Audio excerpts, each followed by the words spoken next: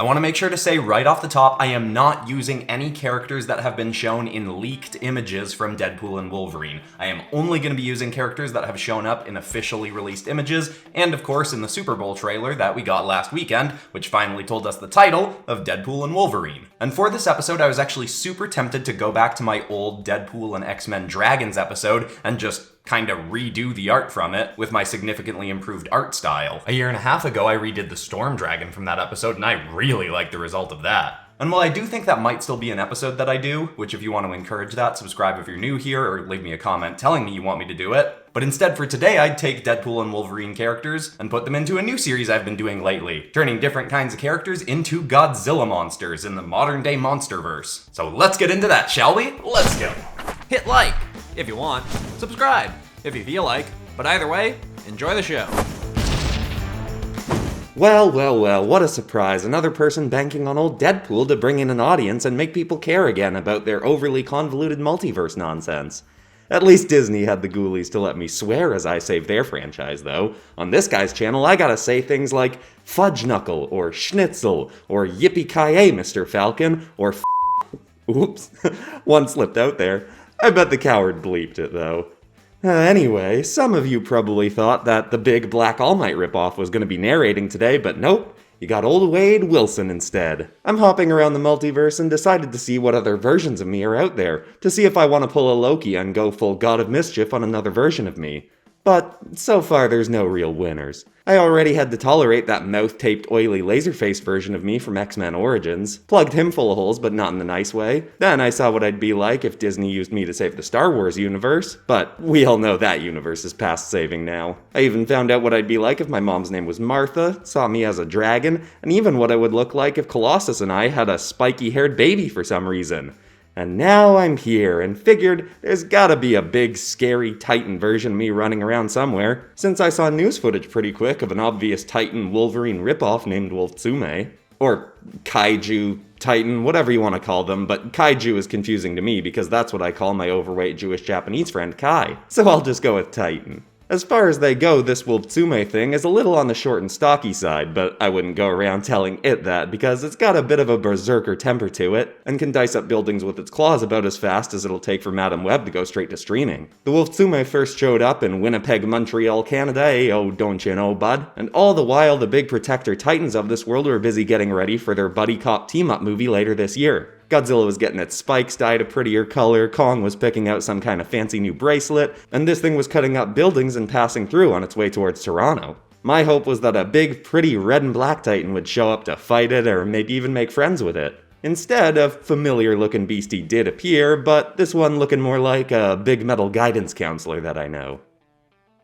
Hope you all don't mind the change in narrator from our usual Godzilla monster and kaiju episodes, but I had that idea and I was like, I think I want to go with this. It could be a fun change of pace. Now this drawing I absolutely love, and funny enough, I didn't completely love it when I originally finished it. I was a little bit iffy on it, had to kind of step away from it, but then when I came back I was like, oh no, yeah, this looks really cool. And as a bunch of you know, if you've watched my other Godzilla monster episodes recently, I've been playing around with destruction and the characters and creatures actively destroying parts of the buildings and cities in the drawings that I'm doing. And some experiments have worked out better than others, but I knew Wolverine provided a really unique opportunity to have this kaiju titan slicing through a building with its claws and having the building kind of peeling out like an onion and parts starting to fall away. And I decided to make the cuts pretty clean because he's got super sharp claws, but then with like a little bit of cracking and then some dust kicking out at the bottom of the slice,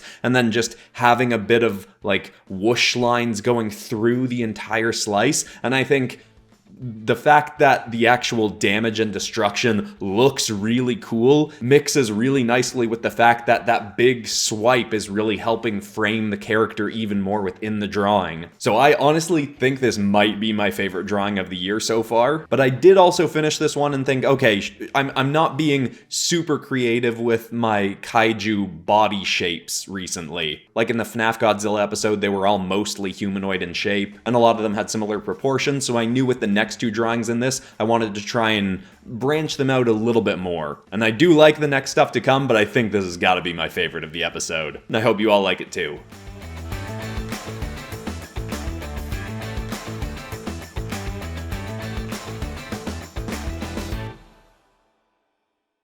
To try and stop the stocky yellow furball with claws, a big, beastie version of Colossus popped up. I was half expecting it to try and talk Wolvie into stopping his little rampage. Figured he might go on a rant about what it means to be a real Titan. Everyone thinks it's full-time job to be Titan. You wake up a Titan, brush teeth a Titan, stomp on buildings a Titan. But it's not true. To be a true Titan takes only 4 or 5 moments where you save city or walk like man in big rubber suit. I don't know where I'm going with this one.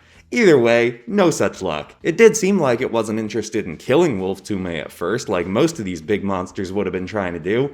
It was more like it was trying to grapple him and just hold him in place, which might have worked since this guy was about 3 times his size, but Wolvie was as slippery as jailhouse soap, and this big guy, that the locals call Colossaurus, couldn't get his big metal mitts on him. At first, anyway. I also don't think the big guy was used to getting hurt, cause when Wolftume cut his claws right through the big guy's metal arm, he seemed pretty surprised. Guess with skin as thick as this guy, you wouldn't be taking a lot of damage too often. Wolftume just started flipping and spinning and flailing and climbing all around this guy like an angry coked up toddler with knives, and he was carving Colossaurus to metal tissue. Eventually the big guy finally got a hold on Wolftume, but the little guy was still clawing him up. So he just cocked him back and threw him as hard as he could into the sky. It was a fun little reference for the comic nerds out there, but also got Wolvie a good 10 miles, or 16 kilometers since we're in the land of the moose and maple, closer to Toronto. So he just kept on going right to his next target. Why exactly was he headed to Toronto?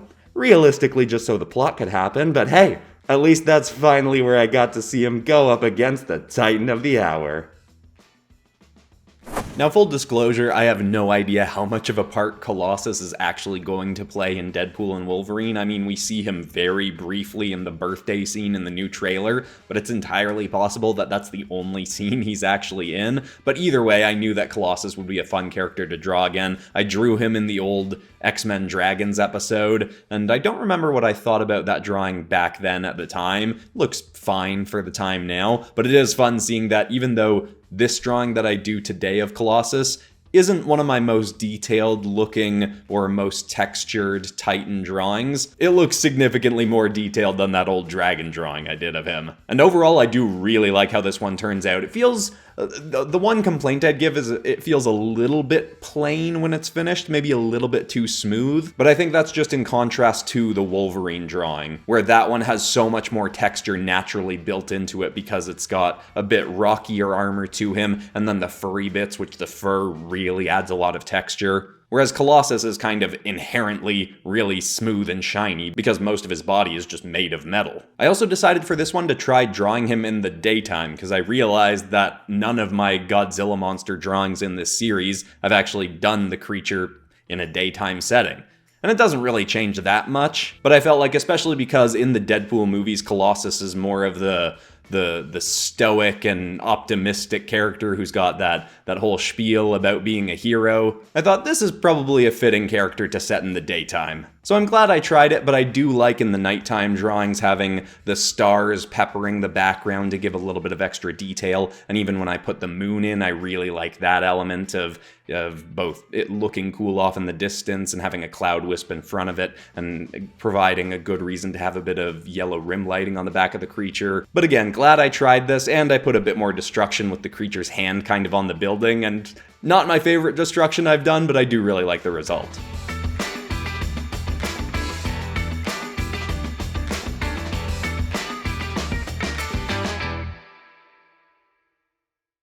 Quick little ad circuit here to say the usual, that the posters from this episode will be available on my Teespring store if you want to hang them up on your wall. If you want tons of my art in hard copy, you can pick up the Monsters of the Multiverse art book, which even has some Marvel characters turned into dragons and things like that. And as usual, the inks and high resolution art from this episode will be available on the PopCross Studios Patreon for free for everybody, because if you haven't been here in a while, you may not have heard, but the PopCross Studios Patreon, all the content on it is free. There is still available a $1 a month tier called Above and Beyond for anyone that wants to help support this channel through fluctuating ad rates and things like that. Huge thank you to everyone who signed up for that, and a huge thank you to everyone who stayed on the $5 a month tier. It's not accessible anymore because I made all the content from it free, but it's really nice that a bunch of you were willing to stay on there. I really appreciate the support. I'll have all that stuff linked in the description, but now let's get into one more Titan. Ah, Toronto, home of the hockey team that forgot Canadians were supposed to be good at the sport. And that poor city was about to take another L when Wolvie showed up to carve up the place, but luckily they had a savior waiting in the wings, the talkie titan Shindapuru, which I'm pretty sure was just the writer getting lazy and looking up the words dead and pool in Japanese and mashing them together. But I bet he didn't want me pointing that out. This big, four-armed creep of a titan, which I have mixed feelings about representing me in this world, was waiting around hanging off the side of the CN Tower, which, fun fact for all you Americans watching, is just a bunch of painted igloos stacked on top of each other. No need to look that up, it's definitely true. As we often do in Canada, the builders just got some clever beavers to help them with construction.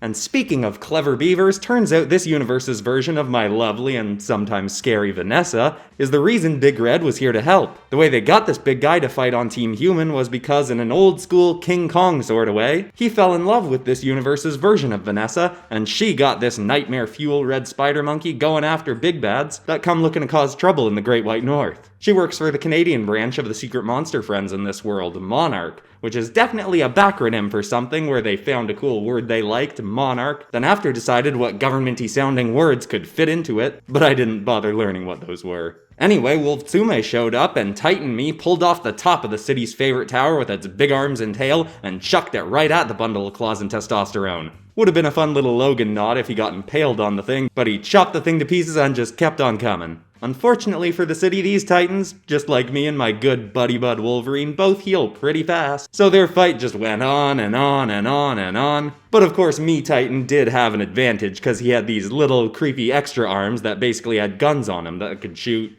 who knows what. Maybe that's even just how this thing poops. I didn't see a bunghole on the thing and I was looking for it. For science reasons. Anyway, I'm hoping the two titans just eventually linked arms and skipped on into the maple sunrise. But really, that's just because, to be honest, I got bored watching their fight and stopped. Went off to find more versions of me across the multiverse. This one was too big for me to get freaky with anyway. So see ya, Monsterverse. I won't be back unless this PopCross guy is desperate for views. Now this one's a bit of an odd duck of a drawing. I'm pretty happy with it, but I think even as I'm recording this, I might go in after and try to tweak one little thing, but I'll talk about that in a sec. First of all, you may notice that this is the first Godzilla monster drawing I've done where the building that the creature is interacting with is actually a real world building I'm referencing. I was drawing him on the CN Tower in Toronto, where I actually lived for 4 years, and it felt fitting to put these characters in Canada because Deadpool's Canadian, Wolverine's Canadian, and I'm Canadian. Putting a Godzilla monster drawing in an actual real city interacting with a recognizable building was actually something a subscriber had suggested. I went back to try and find the comment but couldn't find it. But it was a good idea, and the main reason I hadn't done that before is for this series I usually do the drawings first and then write the lore afterwards, so I usually don't know when I'm doing the drawing what city I'm having them destroy. But anyway, I do wish though I'd had him hanging a little bit farther down so we could see more of his arm that's reaching up, maybe even see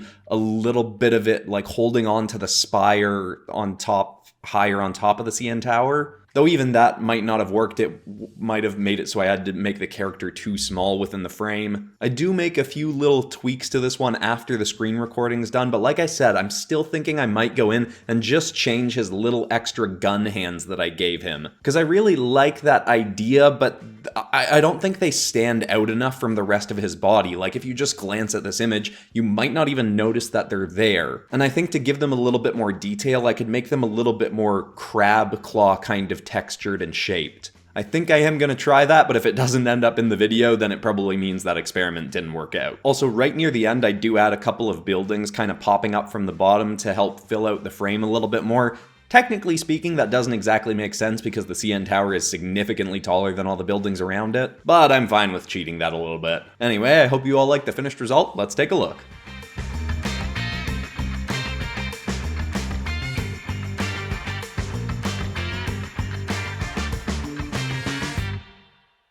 So see ya, Monsterverse. I won't be back unless this PopCross guy is desperate for views.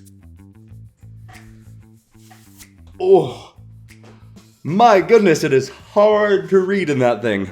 I'm definitely interested in doing a sequel to this, but we might have to wait until the movie actually comes out, because they'll probably save a lot of the big reveals for the actual movie itself. But let me know if there's other X-Men characters or other Marvel characters that you'd want to see turned into Godzilla monsters. Also, if you're new here, you might want to check out my Pokemon Godzilla Monsters episodes, or if you've been watching Has-Been Hotel, you might want to check out my Has-Been Hotel characters in the Marvel Universe episode, because that heavily revolves around X-Men stuff. And there's a bunch of really fun bloopers in that video too. But besides that, that's all for today, except of course for ending this video on some kind of positive or inspiring note. And the thought I want to leave people with today is a quote I read this week from someone named Paulo Coelho, who said that if you are brave enough to say goodbye, life will reward you with a new hello. Sometimes deep down we know there are things in our lives that we need to let go of and move away from, but we're afraid and just keep clinging to them. But then once we realize those things no longer serve us and we do let them go, it leaves so much more room for incredible new things to come into our lives. I've seen many examples of that in my personal life in the last few years. I hope that's inspiring. I love you all, and I'll see you all in the next episode on Monday.